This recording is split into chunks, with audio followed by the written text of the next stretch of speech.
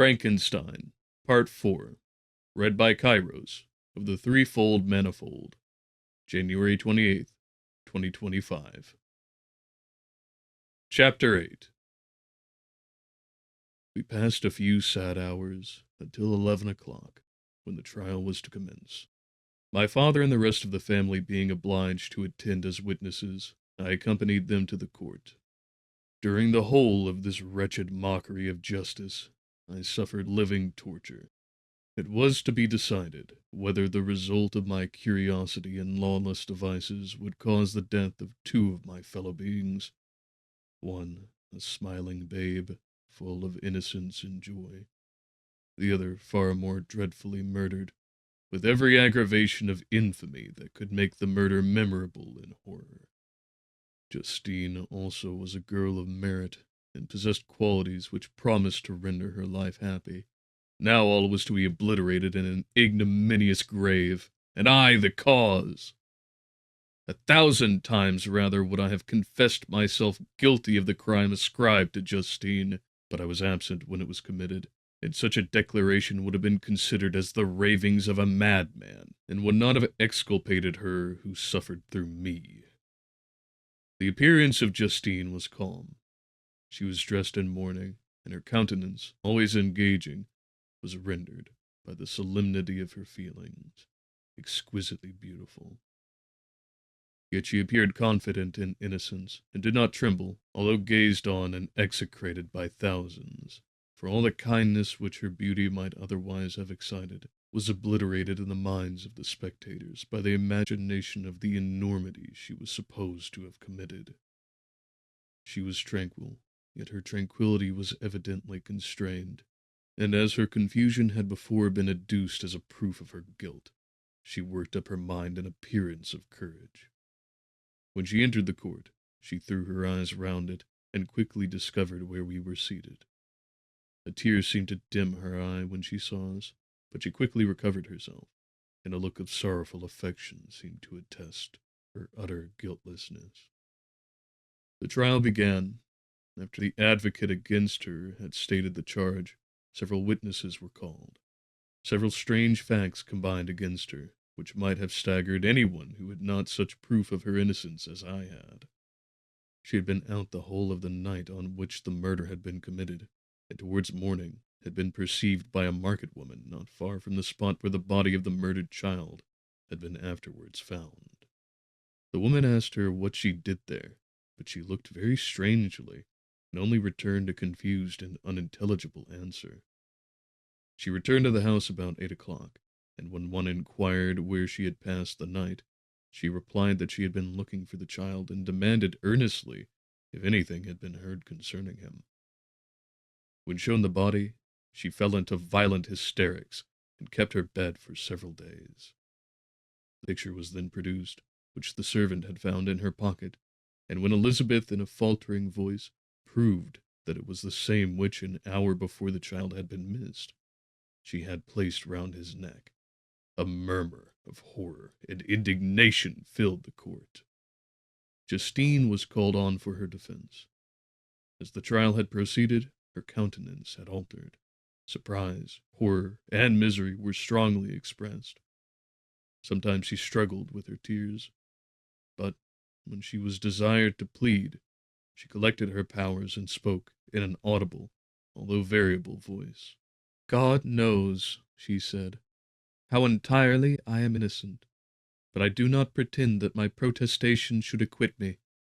I rest my innocence on a plain and simple explanation of the facts which have been adduced against me, and I hope the character I have always borne will incline my judges to a favorable interpretation, where any circumstance appears doubtful or suspicious." She then related that, by the permission of Elizabeth, she had passed the evening of the night on which the murder had been committed at the house of an aunt at Shen, a village situated at about a league from Geneva. On her return, at about 9 o'clock, she met a man who asked her if she had seen anything of the child who was lost.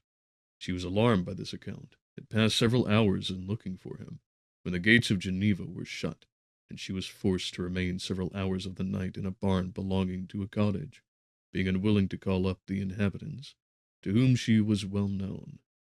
most of the night she spent here watching. Towards morning, she believed that she slept for a few minutes. Some steps disturbed her, and she awoke. It was dawn, and she quitted her asylum, that she might again endeavor to find my brother.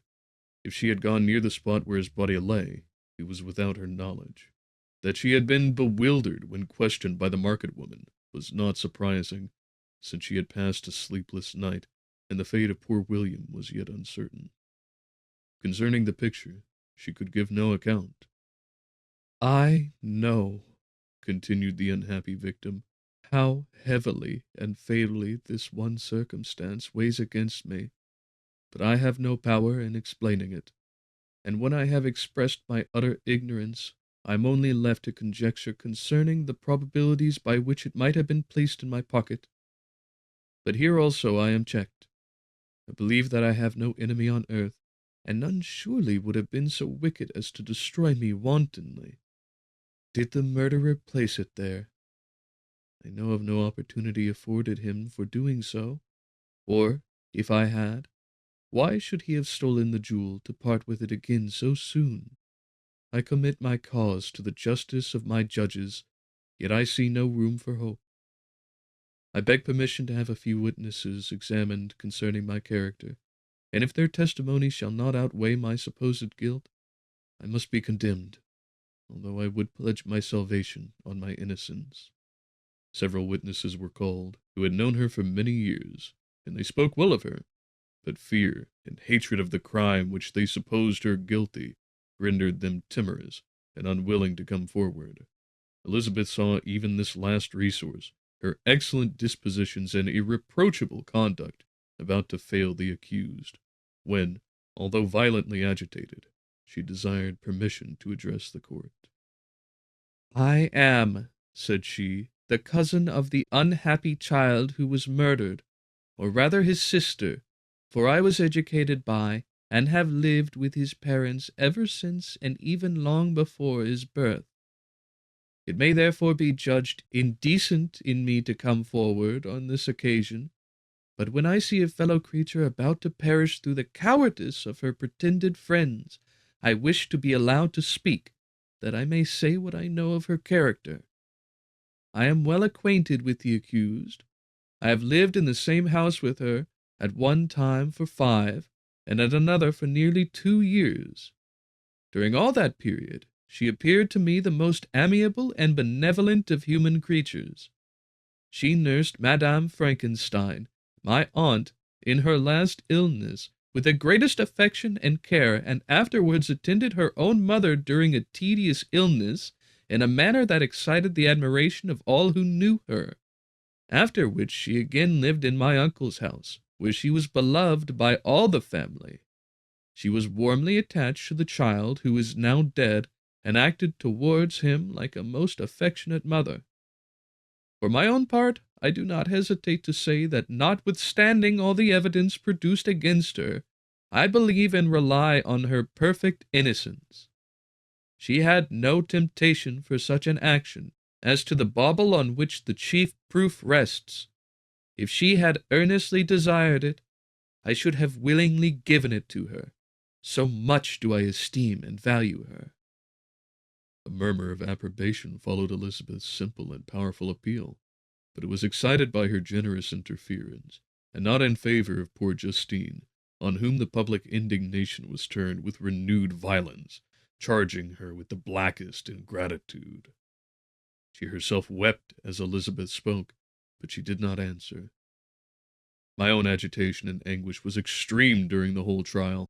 I believed in her innocence. I knew it. Could the diamond who had, I did not for a minute doubt, murdered my brother also in his hellish sport have betrayed the innocent to death and ignominy? I could not sustain the horror of my situation, and when I perceived that the popular voice and the countenances of the judges had already condemned my unhappy victim, I rushed out of the court in agony. The tortures of the accused did not equal mine. She was sustained by innocence, but the fangs of remorse tore my bosom, and would not forego their hold. I passed a night of unmingled wretchedness. In the morning I went to the court. My lips and throat were parched. I dared not ask the fatal question, but I was known, and the officer guessed the cause of my visit. The ballots had been thrown. They were all black, and Justine was condemned. I cannot pretend to describe what I then felt. I had before experienced sensations of horror, and I endeavored to bestow upon them adequate expressions, but words cannot convey an idea of the heart-sickening despair that I then endured. The person to whom I addressed myself added that Justine had already confessed her guilt. That evidence, he observed, was hardly required in so glaring a case, but I am glad of it, and indeed none of our judges like to condemn a criminal upon circumstantial evidence, be it ever so decisive. This was strange and unexpected intelligence. What could it mean? Had my eyes deceived me? And was I really as mad as the whole world would believe me to be, if I disclosed the object of my suspicions? I hastened to return home, and Elizabeth eagerly demanded the result. "My cousin," replied I, "it is decided as you may have expected. All judges had rather that 10 innocent should suffer than that one guilty should escape. But she has confessed." This was a dire blow to poor Elizabeth, who had relied with firmness upon Justine's innocence. "Alas," said she, "how shall I ever again believe in human goodness? Justine, whom I loved and esteemed as my sister, how could she put on those smiles of innocence only to betray? Her mild eyes seemed incapable of any severity or guile, and yet she has committed a murder." Soon after, we heard that the poor victim had expressed a desire to see my cousin. My father wished her not to go, but said that he left it to her own judgment and feelings to decide. "Yes," said Elizabeth, "I will go, although she is guilty, and you, Victor, shall accompany me. I cannot go alone." The idea of this visit was torture to me, yet I could not refuse. We entered the gloomy prison chamber, and beheld Justine sitting on some straw at the farther end. Her hands were manacled, and her head rested on her knees. She rose on seeing us enter, and when we were left alone with her, she threw herself at the feet of Elizabeth, weeping bitterly. My cousin wept also. "Oh, Justine," said she, "why did you rob me of my last consolation? I relied on your innocence, and although I was then very wretched, I was not so miserable as I am now. And do you believe that I am so very, very wicked? Do you also join with my enemies to crush me, to condemn me as a murderer?" Her voice was suffocated with sobs. "Rise, my poor girl," said Elizabeth. "Why do you kneel if you are innocent? I am not one of your enemies. I believed you were guiltless, notwithstanding every evidence, until I heard that you had yourself declared your guilt. That report you say is false, and be assured, dear Justine, that nothing can shake my own confidence in you for a moment, but your own confession. I did confess, but I confessed a lie. I confessed that I might obtain absolution, but now that falsehood lies heavier at my heart than all my other sins. The God of heaven forgive me! Ever since I was condemned, my confessor has besieged me. He threatened and menaced until I almost began to think that I was the monster that he said I was. He threatened excommunication and hellfire in my last moments if I continued obdurate. Dear lady, I had none to support me. All looked on me as a wretch doomed to ignominy and perdition. What could I do? In an evil hour I subscribed to a lie, and now only am I truly miserable." She paused, weeping, and then continued, "I thought with horror, my sweet lady, that you should believe your Justine, whom your blessed aunt had so highly honored, and whom you loved. was a creature capable of a crime which none but the devil himself could have perpetrated. Dear William, dearest blessed child, I shall soon see you again in heaven, where we shall all be happy, and that consoles me, going as I am to suffer ignominy and death. Oh, Justine, forgive me for having for one moment distrusted you. Why did you confess? But do not mourn, dear girl, do not fear. I will proclaim, I will prove your innocence. I will melt the stony hearts of your enemies by tears and prayers. You shall not die. You, my playfellow, my companion, my sister, perish on the scaffold. No, no, I never could survive so horrible a misfortune. Justine shook her head mournfully. I do now not fear to die, she said. That pang is past. God raises my weakness and gives me courage to endure the worst. I leave a sad and bitter world, and if you remember me and think of me as one unjustly condemned, I am resigned to the fate awaiting me. Learn from me, dear lady, to submit in patience to the will of heaven. During this conversation, I had retired to a corner of the prison room, where I could conceal the horrid anguish that possessed me.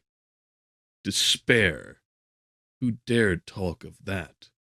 The poor victim, who on the morrow was to pass the awful boundary between life and death, felt not, as I did, such deep and bitter agony. I gnashed my teeth and ground them together, uttering a groan that came from my inmost soul. Justine started. When she saw who it was, she approached me and said, Dear sir, you are very kind to visit me. You, I hope, do not believe that I am guilty? I could not answer. No, Justine, said Elizabeth. He is more convinced of your innocence than I was, for even when he heard that you had confessed, he did not credit it. I truly thank him. In these last moments I feel the sincerest gratitude towards those who think of me with kindness. How sweet is the affection of others to such a wretch as I am!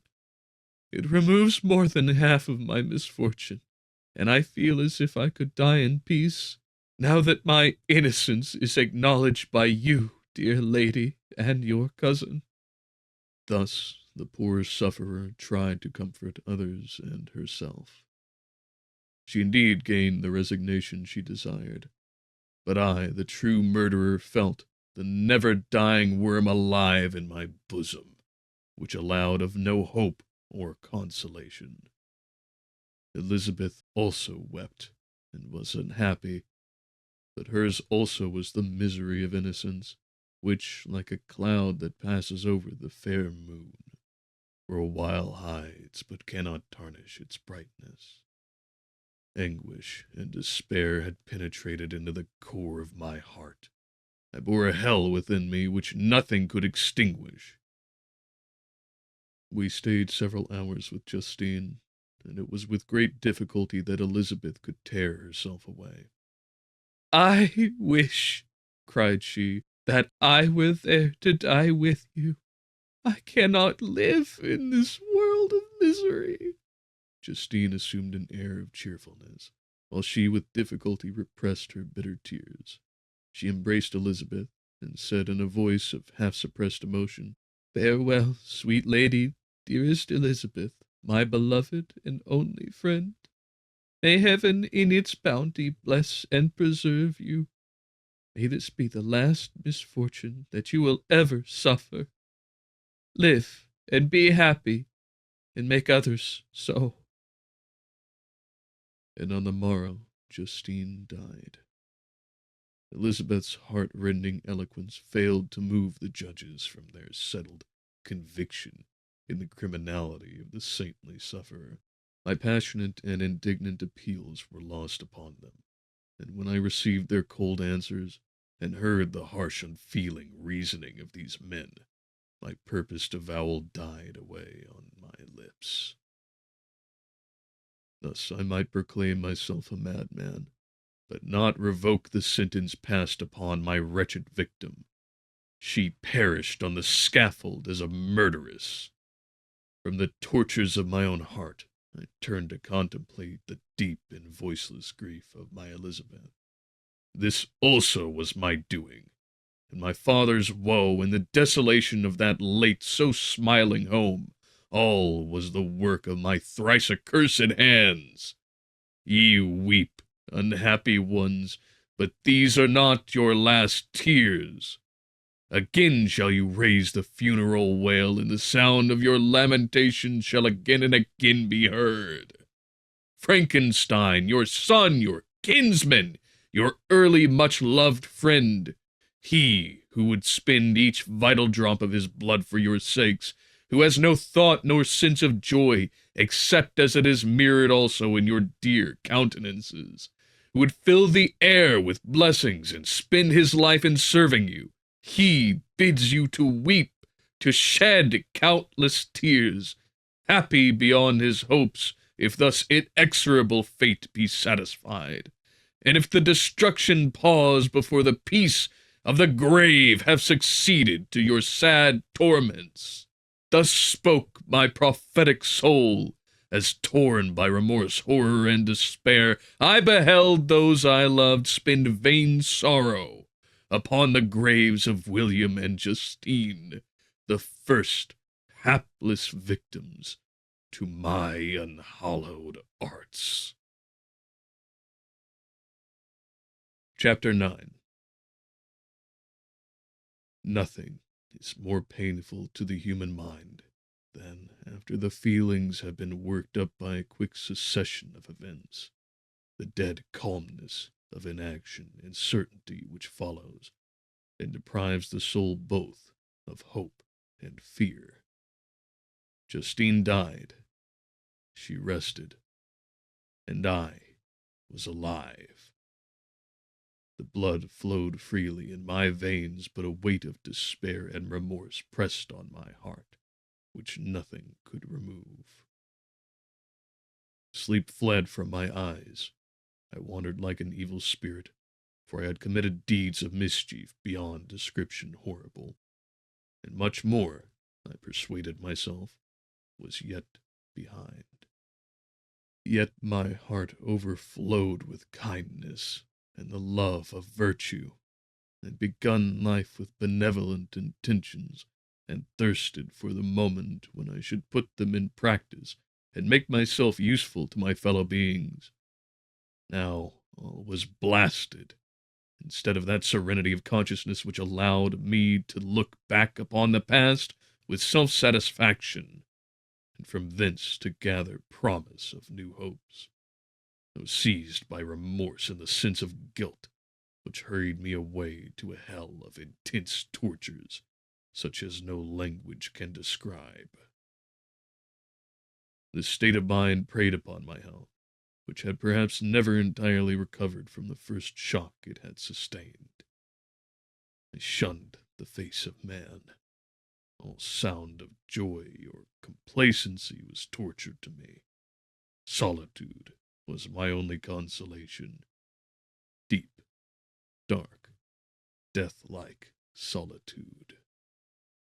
My father observed with pain the alteration perceptible in my disposition and habits, and endeavored by arguments deduced from the feelings of his serene conscience and guiltless life to inspire me with fortitude, and awaken in me the courage to dispel the dark cloud which brooded over me.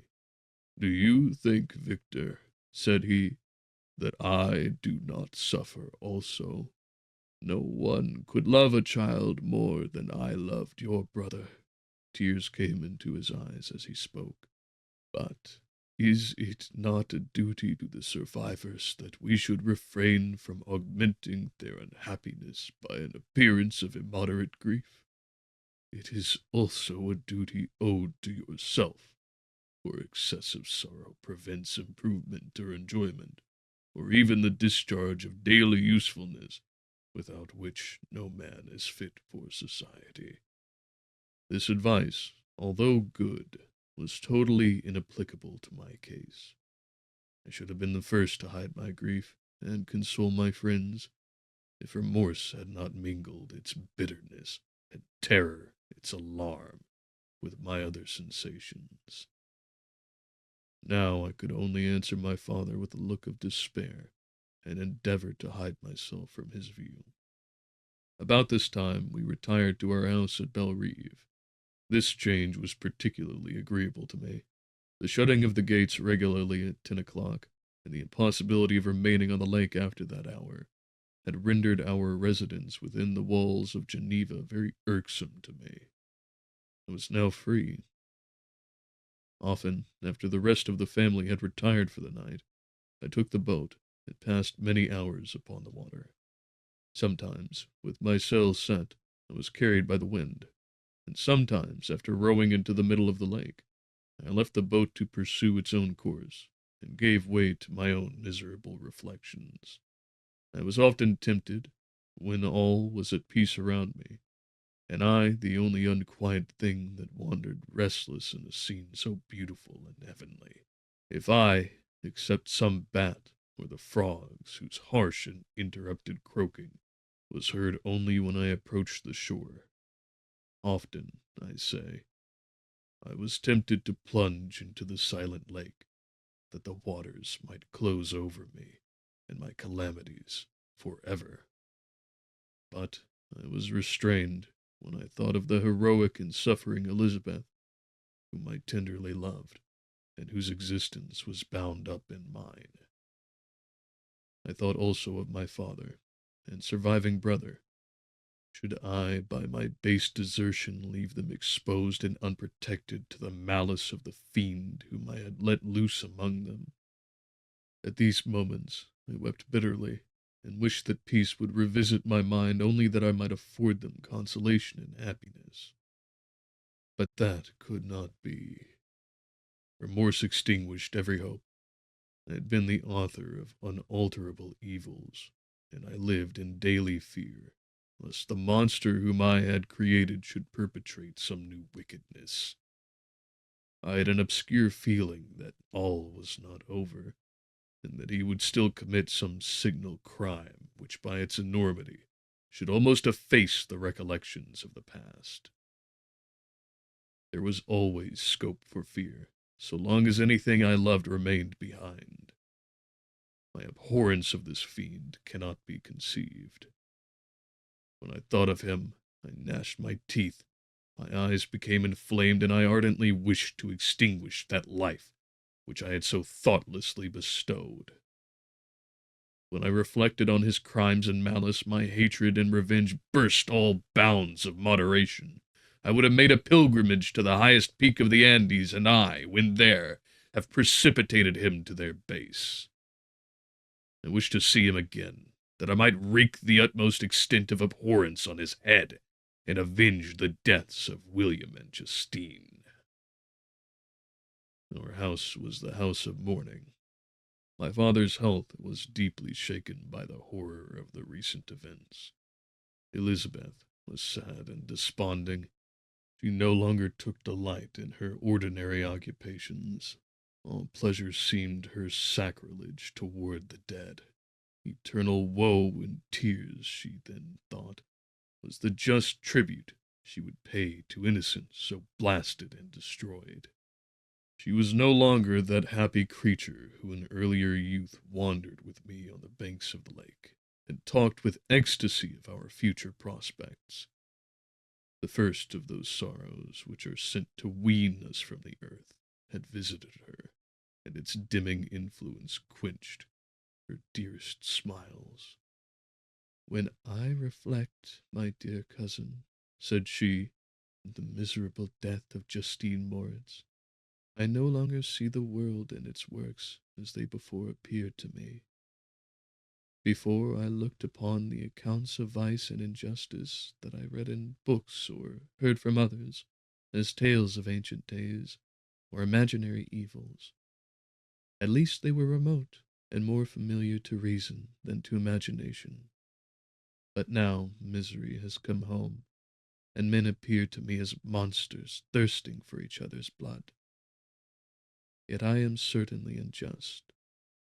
Everybody believed that poor girl to be guilty, And if she could have committed the crime for which she suffered, assuredly she would have been the most depraved of human creatures. For the sake of a few jewels, to have murdered the son of her benefactor and friend, a child whom she had nursed from its birth and appeared to love as if it had been her own. I could not consent to the death of any human being, but certainly I should have thought such a creature unfit to remain in the society of men. But she was innocent. I know, I feel she was innocent. You are of the same opinion, and that confirms me. Alas! Victor, when falsehood can look so like the truth, who can assure themselves of certain happiness? I feel as if I were walking on the edge of a precipice, towards which thousands are crowding and endeavoring to plunge me into the abyss. William and Justine were assassinated, and the murderer escapes. He walks about the world free and perhaps respected. But even if I were condemned to suffer on the scaffold for the same crimes, I would not change places with such a wretch.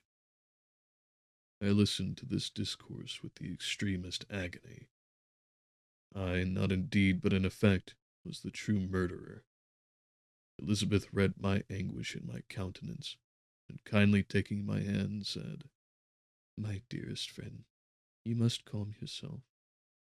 These events have affected me, God knows how deeply, but I am not so wretched as you are. There is an expression of despair and sometimes of revenge in your countenance that makes me tremble. Dear Victor, banish these dark passions. Remember the friends around you who center all their hopes in you. Have we lost the power of rendering you happy? Ah, while we love, while we are true to each other, here in this land of peace and beauty, your native country, we may reap every tranquil blessing. What can disturb our peace? And could not such words from her whom I fondly prized before every other gift of fortune suffice to chase away the fiend that lurked in my heart? Even as she spoke, I drew near to her, as if in terror, lest at the very moment the destroyer had been near to rob me of her.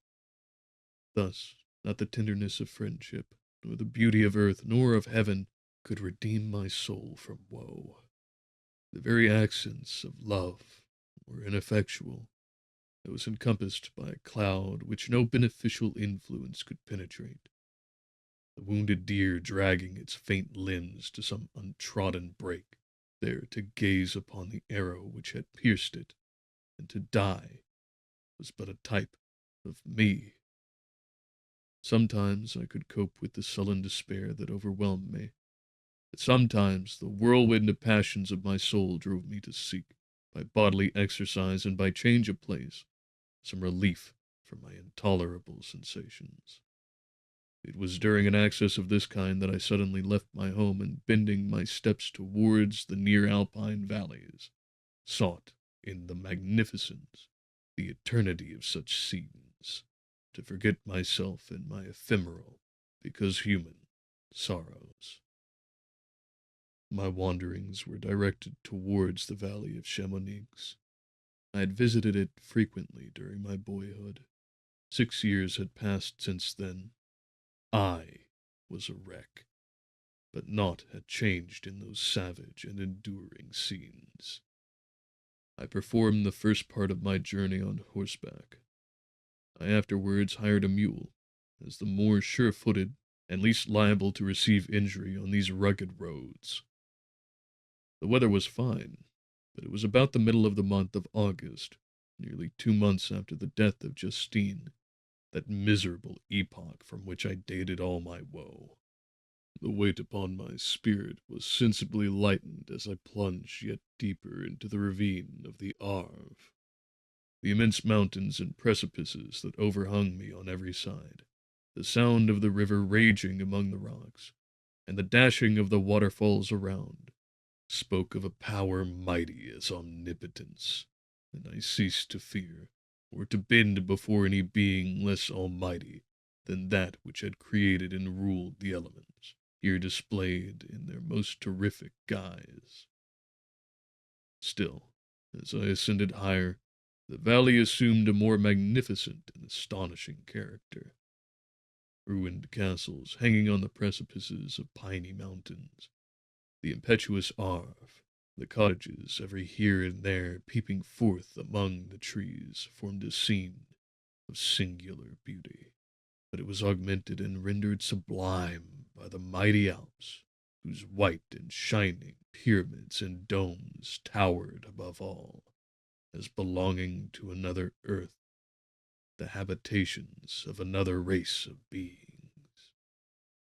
I passed the bridge of Palacier, where the ravine which the river forms opened before me, and I began to ascend the mountain that overhangs it. Soon after, I entered the valley of Chamonix.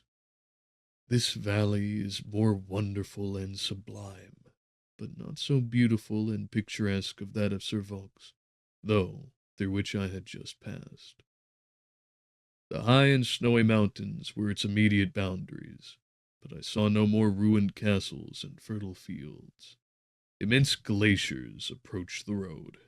I heard the rumbling thunder of the falling avalanche, and marked the smoke of its passage. Mont Blanc, the supreme and magnificent Mont Blanc, raised itself from the surrounding aiguilles, and its tremendous dome overlooked the valley. A tingling, long-lost sense of pleasure often came across me during this journey. Some turn in the road, some new object suddenly perceived and recognized, reminded me of days gone by, and were associated with the light-hearted gaiety of boyhood.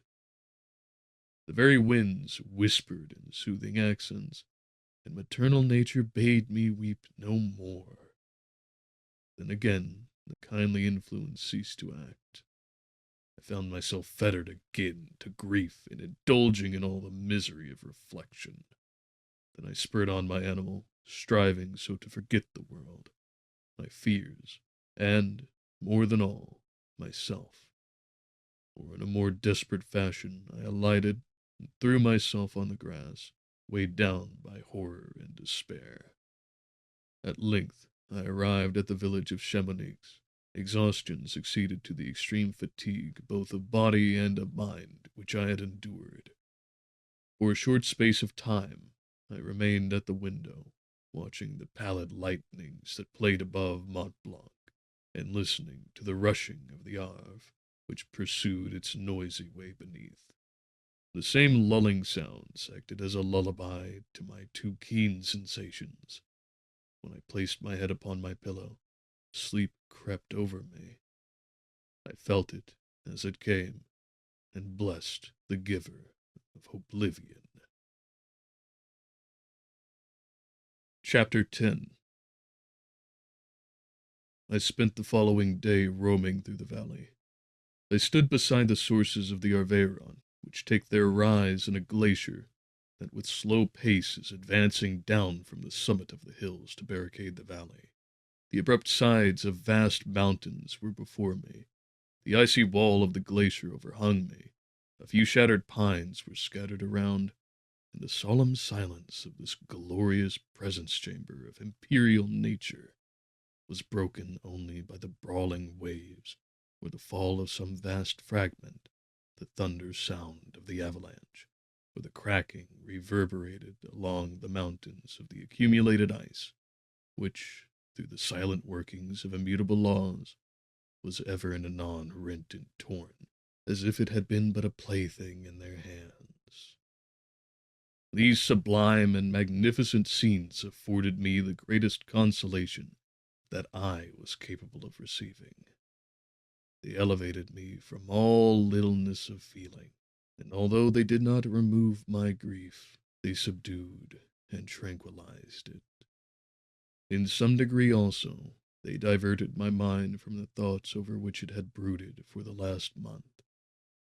I retired to rest at night, my slumbers, as it were, waited on and ministered to by the assemblance of grand shapes which I had contemplated during the day. They congregated round me, the unstained, snowy mountain top, The glittering pinnacle, the pine woods, and ragged bare ravine, the eagle soaring amidst the clouds, they all gathered round me and bade me be at peace. Where had they fled when the next morning I awoke, all of soul inspiriting fled with sleep, and dark melancholy clouded every thought? The rain was pouring in torrents, and thick mists hid the summits of the mountains, so that I even saw not the faces of those mighty friends. Still, I would penetrate their misty veil and seek them in their cloudy retreats. What were rain and storm to me? My mule was brought to the door, and I resolved to ascend to the summit of Montanvert. I remembered the effect that the view of the tremendous and ever-moving glacier had produced upon my mind when I first saw it. It had then filled me with a sublime ecstasy that gave wings to the soul and allowed it to soar from the obscure world to light and joy. The sight of the awful and majestic in nature had indeed always the effect of solemnizing my mind, and causing me to forget the passing cares of life. I determined to go without a guide, for I was well acquainted with the path, and the presence of another would destroy the solitary grandeur of the scene. The ascent is precipitous, but the path is cut into continual and short windings, which enable you to surmount the perpendicularity of the mountain. It is a scene terrifically desolate. In 1,000 spots, the traces of the winter avalanche may be perceived, where trees lie broken and strewed on the ground, some entirely destroyed, others bent, leaning upon the jutting rocks of the mountain, or transversely upon other trees. The path, as you ascend higher, is intersected by ravines of snow, down which stones continually roll from above. One of them is particularly dangerous, as the slightest sound, such as even speaking in a loud voice, produces a concussion of air sufficient to draw destruction upon the head of the speaker. The pines are not tall or luxuriant, but they are somber, and add an air of severity to the scene. I looked upon the valley beneath. Vast mists were rising from the rivers which ran through it, and curling in thick wreaths around the opposite mountains, whose summits were hid in the uniform clouds, while rain poured from the dark sky, and added to the melancholy impression I received from the objects around me. Alas! Why does man boast of sensibilities superior to those apparent in the brute? It only renders them more necessary beings. If our impulses were confined to hunger, thirst, and desire, we might be nearly free. But now we are moved by every wind that blows, and a chance word or scene that word may convey to us. We rest. The dream has power to poison sleep. We rise. One wandering thought pollutes the day. We feel, conceive, or reason, laugh or weep, embrace fond woe, or cast our cares away. It is the same, be it joy or sorrow. The path of its departure still is free. Man's yesterday ne'er be like his morrow. Naught may endure but mutability. It was nearly noon when I arrived at the top of the ascent. For some time I sat upon the rock that overlooks the sea of ice. A mist covered both that and the surrounding mountains. Presently, a breeze dissipated the cloud, and I descended upon the glacier.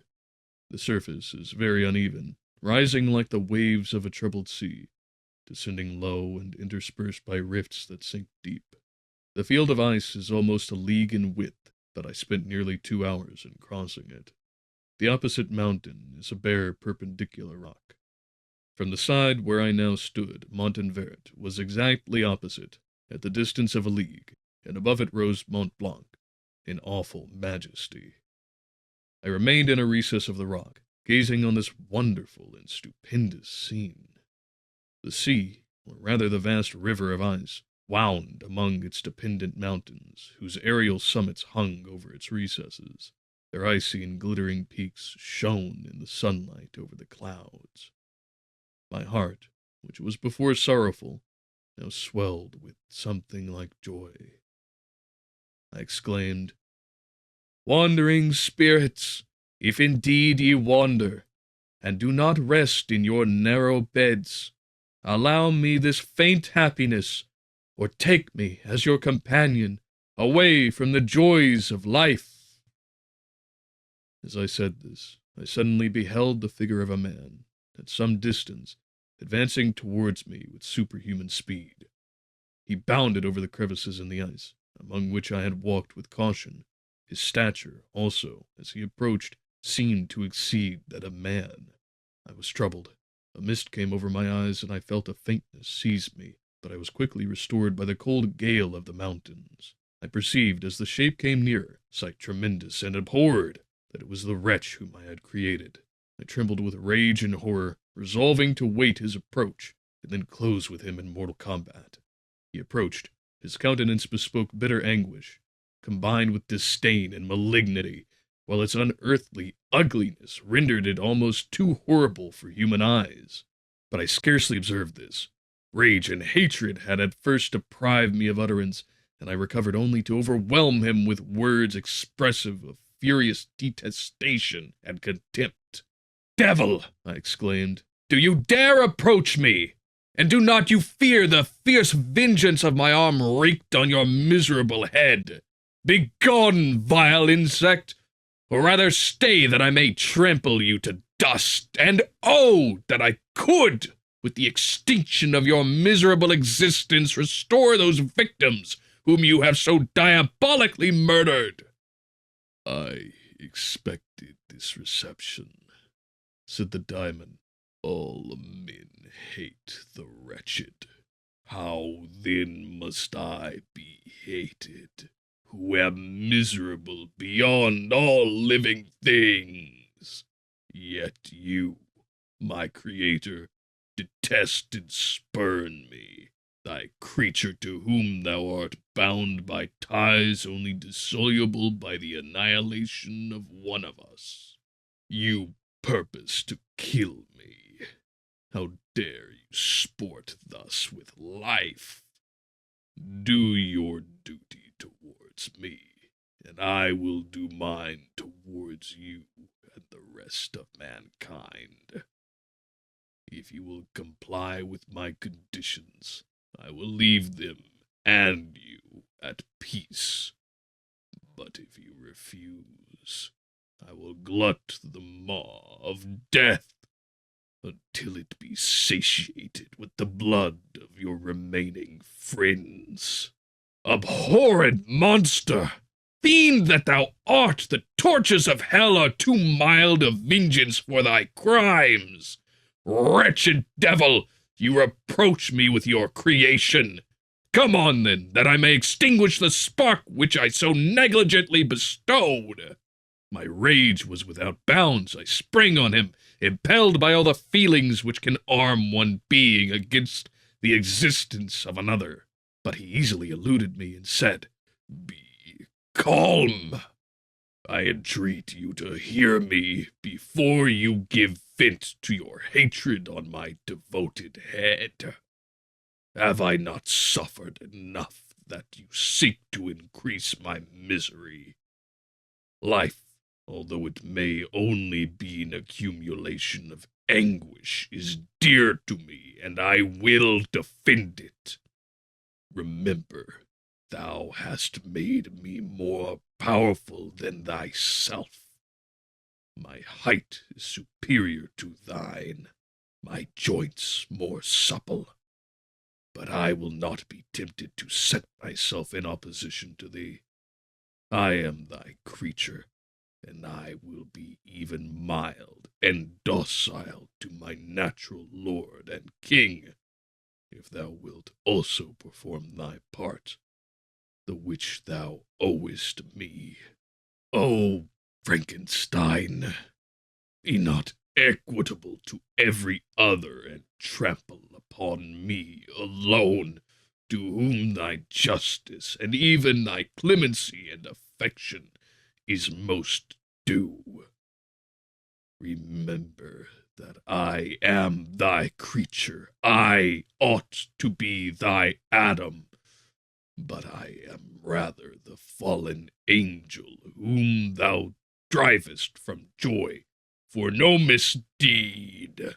Everywhere I see bliss from which I alone am irrevocably excluded. I was benevolent and good. Misery made me a fiend. Make me happy, and I shall again be virtuous. Begone! I will not hear you.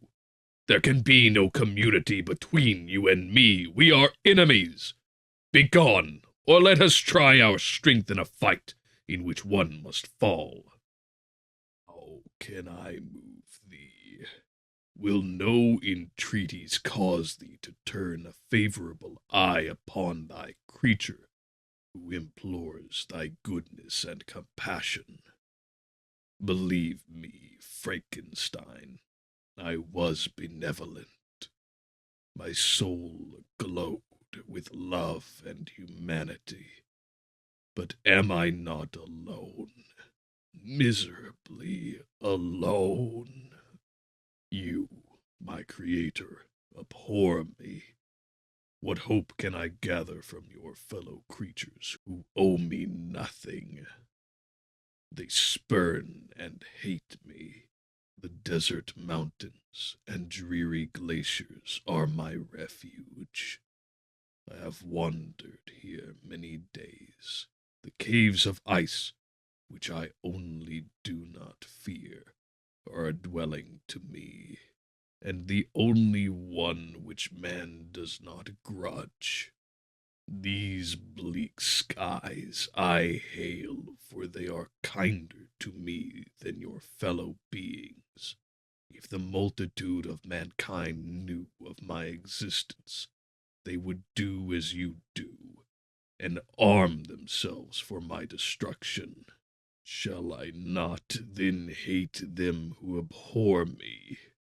I will keep no terms with my enemies. I am miserable, and they shall share my wretchedness. Yet it is in your power to recompense me, and deliver them from an evil which it only remains for you to make so great, that not only you and your family, but thousands of others shall be swallowed up in the whirlwinds of its rage.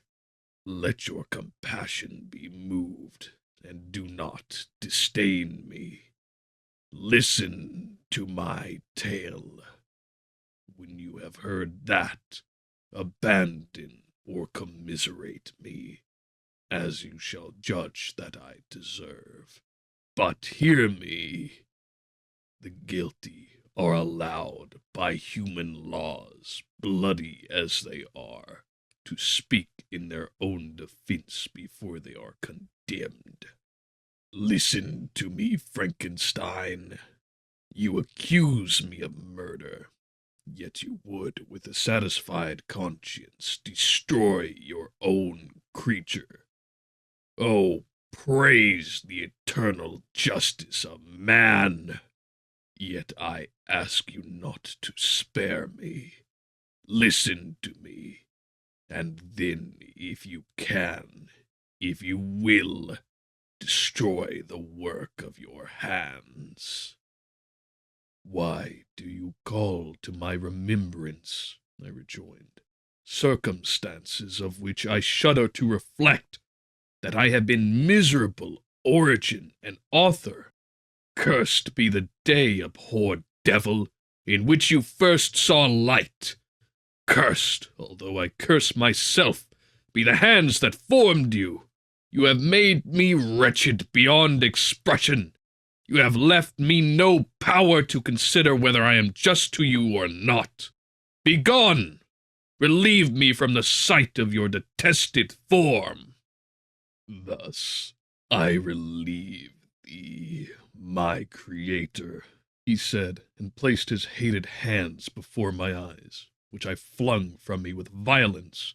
Thus I take from thee a sight which you abhor. Still thou canst listen to me, and grant me thy compassion. By the virtues that I once possessed, I demand this from you.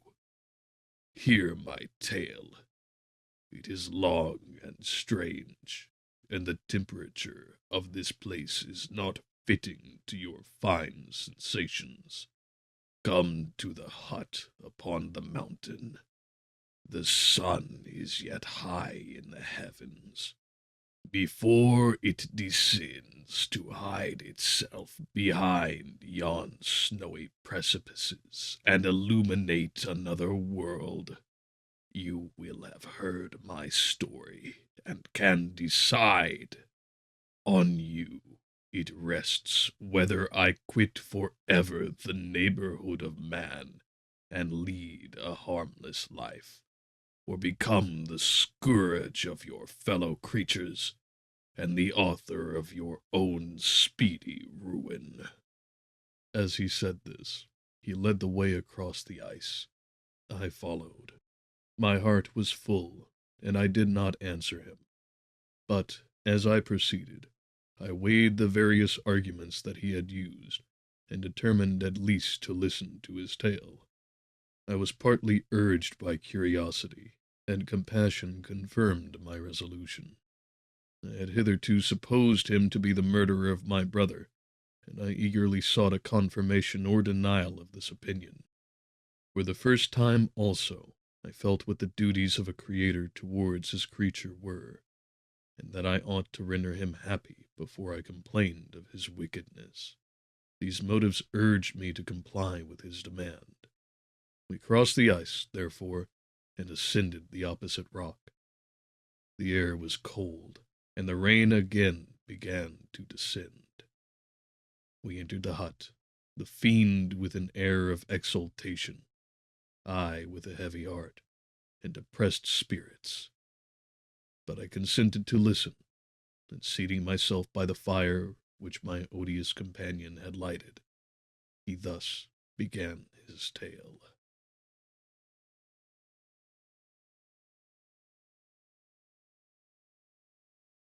I thank you all for joining me, those that did and those that will. I hope that you all feel it worthy of maybe giving it a like, perhaps subscribing to the channel, and sharing it around. If you want to see more of us or our daily released content, there's always X, Instagram, Discord, and the Threefold Edifactory, as well as TikTok and Bitchute. Not to mention Spotify. Otherwise, if you feel that this might have earned a little bit of your hard-earned monies, we do have Streamelements for a one-time donation if you'd like, or Patreon, both linked in the description as ever. And otherwise, I hope that you all have a fantastic rest of the day, and never miss your opportunities.